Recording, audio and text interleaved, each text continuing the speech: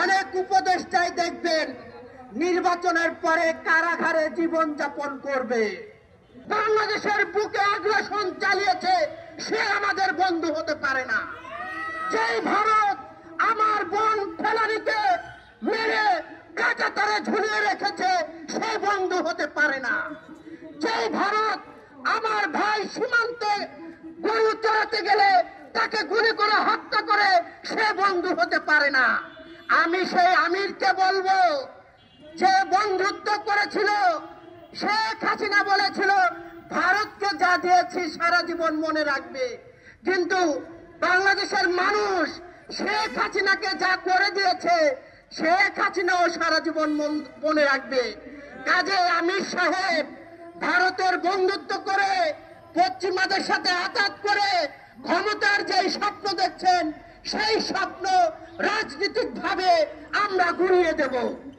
আমরা বলতে চাই ভারতের কোন আগ্রাসনকে আমরা মেনে নেব না। যারা পদ্মার আড়ালে ভারতকে ক্ষমা করছেন, যারা পদ্মার আড়ালে আওয়ামী লীগকে ক্ষমা করছেন, আওয়ামী লীগকে পুনর্বাসন করছেন, তাদের বিরুদ্ধে আমাদের আন্দোলন।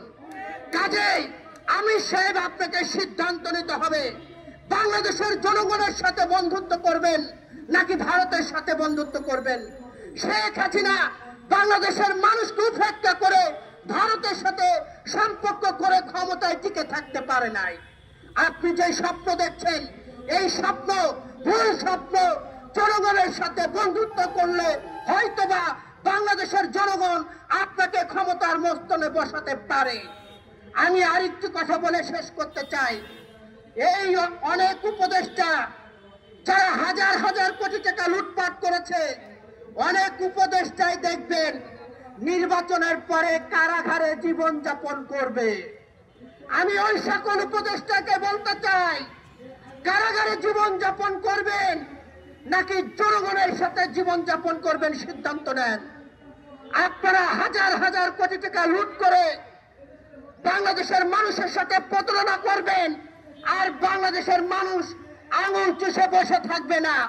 শেখ হাসিনার যে পরিণতি হয়েছিল এই লুটপাটকারী উপদেষ্টাদেরও সেই পরিণতি হবে। বাংলাদেশের মানুষ দুর্নীতির কাছে মাথা নত করে না। বাংলাদেশের মানুষ ভারতের আগ্রাসনের কাছে মাথা নত করে না।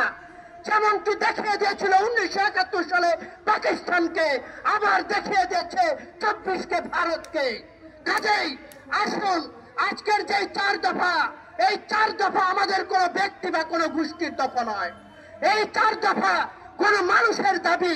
কোন মানুষের দাবি যদি অন্তর্বর্তী সরকারে যারা আছেন তারা যদি পূরণ না করতে পারেন তাহলে তাদের বিরুদ্ধে আমরা গণ আন্দোলন গড়ে তুলব।